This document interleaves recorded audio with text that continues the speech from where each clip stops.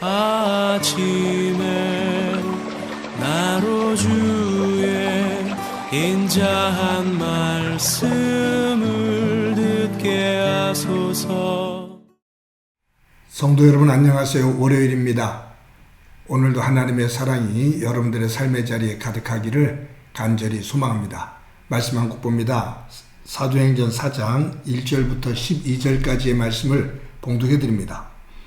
사도들이 백성에게 말할 때 제사장들과 성전 맡은 자와 사두개인들이 이르러 예수 안에 죽은 자의 부활이 있다고 백성을 가르치고 전함을 싫어하여 그들을 잡음에 날이 이미 저물었으므로 이튿날까지 가두었으나 말씀을 들은 사람 중에 믿는 자가 많으니 남자의 수가 약 5천이나 되었더라. 이튿날 관리들과 장로들과 서기관들이 예루살렘에 모였는데 대제사장 안나스와 가야바와 요한과 알렉산더와 및 대제사장의 문중이 다 참여하여 사도들을 가운데 세우고 묻되 너희가 무슨 권세와 누구의 이름으로 이 일을 행하였느냐. 이에 베드로가 성령이 충만하여 이르되 백성의 관리들과 장로들아, 만일 병자에게 행한 착한 일에 대하여 이 사람이 어떻게 구원을 받았느냐고 오늘 우리에게 질문한다면 너희와 모든 이스라엘 백성들은 알라. 너희가 십자가에 못 박고 하나님이 죽은 자 가운데서 살리신 나사렛 예수 그리스도의 이름으로 이 사람이 건강하게 되어 너희 앞에 섰느니라. 이 예수는 너희 건축자들의 버린 돌로서 집 모퉁이의 머릿돌이 되었느니라. 다른 이로서는 구원을 받을 수 없나니 천하 사람 중에 구원을 받을 만한 다른 이름을 우리에게 주신 일이 없음이라 하였더라. 아멘. 사도행전 4장을 저희들이 이제 큐티합니다. 기독교 역사를 본다면 이제 이 사도행전 4장부터 기독교에 대한 박해와 억압이 시작이 됩니다. 오늘 본문 1절에 보면 이렇게 기록되어 있죠. 사도들이 백성에게 말할 때 제사장들과 성전 맡은 자들과 사두개인들이 이르러 라고 기록되어 있습니다. 그러니까 베드로를 중심으로 사도들이 나사렛 예수가 곧 하나님의 아들이고 우리의 구주시다. 그것을 그 예수를 너희들이 죽였다. 라고 이제 이 베드로를 중심으로 복음을 증거합니다. 예수님의 죽음과 예수님의 부활, 이 말씀을 증거하는 이 제자들을 보고 대제사장들과 성전 맡은 자들과 사두개인들이 베드로와 요한 그리고 사도들을 잡아서 가두어요. 여기에서 대제사장 또 성전 맡은 자들, 사두개인들, 여기 성전 맡은 자들은 대체적으로 바리새인들을 의미하죠. 그래서 대제사장, 바리새인들, 사두개인들 이들은 유대교에서 가장 기득권을 가지고 있는 파벌레 분파의 사람들입니다.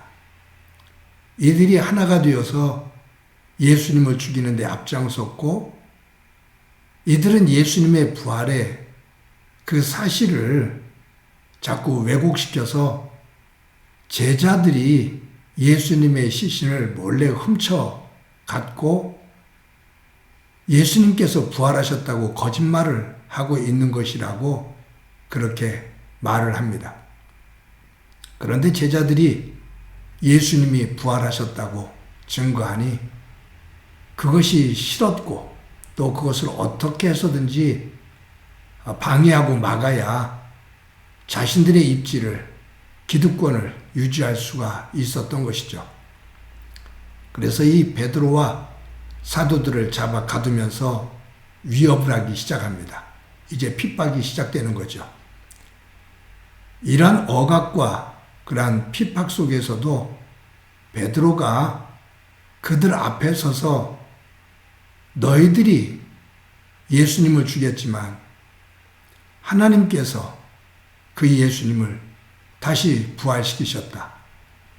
날 때부터 안진뱅이였던 이 사람이 이처럼 일어나 구원받은 것은 바로 그 예수님의 능력이다. 예수님 외에는 이 세상의 어느 누구도 구원할 수 있는 이름을 받은 사람이 없다. 오직 예수를 통해서만이 구원을 받을 수 있다라고 증거를 합니다. 여러분, 우리가 베드로의 생애를 보면 그가 부활의 주님을 만나고 특히 성령 충만함을 받기 이전의 베드로의 모습과 그 이후의 베드로의 모습이 확연하게 다르죠. 예수님께서 십자가에 달려 돌아가실 때 베드로는 그 유대교 지도자들의 억압과 박해 그리고 죽임을 당할 수 있다라는 그 두려움 속에서 예수님을 부인하고 도망을 갑니다. 그런데 부활의 주님을 만나고 성령의 하나님의 영이신 성령의 강한 임재하심을 경험해요. 그 이후부터 이 베드로가 변합니다. 위세가 등등한 여기 대제사장들 앞에서 그의 문중들, 그러니까 이 대제사장의 직분을 지냈던 전 대제사장들까지 다 모이고 그의 문중들이 다 모인 거예요. 그러니까 이 유대교에서 최고의 종교적인 권력을 가지고 있는 이들이 다 모인 거죠. 옛날 같으면 베드로가 고개도 들지 못하고 벌벌 떨었을 그 자리입니다.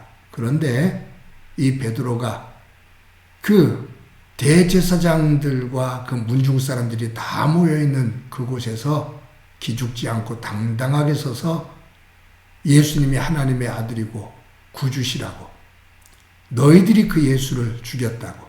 그런데 부활하신 그 예수님이 바로 성령 안에서 이 안진뱅이를, 날 때부터 걷지 못했던 이 안진뱅이를 일으켜 구원시켰노라고 선언을 하고 있는 거죠.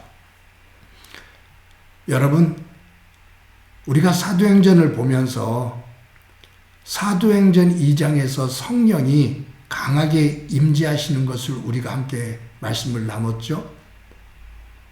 그때부터 이 사도행전은 성령이라는 단어가 거의 50회 가까이 나옵니다.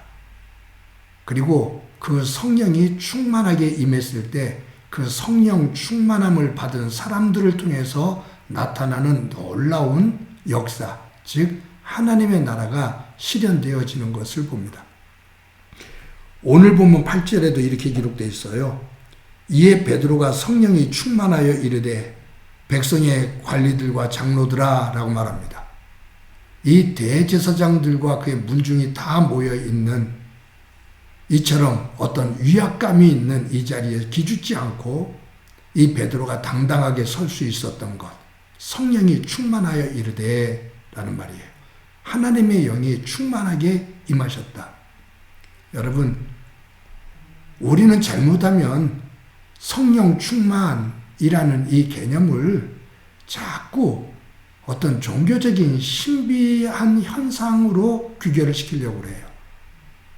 그런데 제가 누누이 말씀을 드리지만 성령 충만, 하나님의 영이 충만하다라는 것은 하나님의 능력이기도 하지만 그것을 더 새로운 모습에서 본다면 하나님의 정신으로 가득 차 있는 거예요. 하나님의 마음으로, 하나님의 가치로 가득 차 있는 것이 성령 충만이에요. 그 하나님의 정신과 하나님의 가치가 나타나는 것, 그것이 성령 충만의 하나의 열매지요. 베드로가 이 대제사장들 앞에서도 기죽지 아니하고 당당하게 설 수 있었던 것, 그것은 하나님께서 주시는 말씀의 충만함입니다. 우리가 나중에도 보겠습니다만 우리가 초대교회를 흠모하는 것 가운데 하나가 그들이 자기 것을 자기 것으로 여기지 아니하고 함께 나누는 삶이잖아요. 그런데 성령이 충만한 사람들의 모임, 그것이 마가다락방 그 사건 이후거든요. 성령이 임하신 이후의 사건이에요. 그것은 예수 그리스도를 구주로 믿는 이들이 말씀을 중심으로 하나님의 그 질서, 하나님이 보시기에 아름다웠던 에덴의 상태로 돌아가는 것, 모든 것들이 하나 되어서 말씀을 중심으로 조화를 이루는 것, 질서를 이루는 것, 서로 사랑하는 것, 그것이 초대교회 공동체의 생활의 변화인 것이죠. 사랑하는 성도 여러분, 저와 여러분이 오늘도 하루를 살아갈 때 세상의 것으로 충만한 삶이 아닌 하나님의 것으로 충만한 삶이 되어지기를 소망합니다. 내 욕망으로 충만한 삶이 아니라 하나님의 영, 하나님의 가치로 충만한 삶이 되어지기를 소망합니다. 그러한 삶을 살 때 우리의 말, 우리의 행동, 내가 머무는 곳, 내가 행하는 것, 이 모든 것들이 오늘 본문 베드로를 통해서 놀랍게 나타나는 이와 같은 일들이 우리의 삶 속에도 이루어지리라 분명히 믿습니다. 그런 의미에서 사도행전을 어떤 이들은 성령행전이다 라고 말도 합니다. 우리의 삶이 성령 충만한 삶이 되어 성령께서 이끄시는 성령의 삶이 되어지고 그 위에 하나님의 은혜가 충만하기를 간절히 소망합니다. 한번 기도합니다. 하나님 감사합니다. 오늘도 하루를 살 때 성령의 사람이 되기를 소망합니다.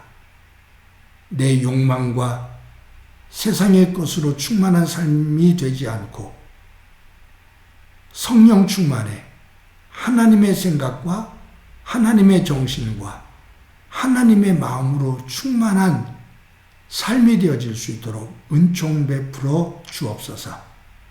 오늘도 주 안에서 성령의 귀한 열매를 맺는 삶이 되기를 소망하며 예수님의 이름으로 기도드립니다. 아멘.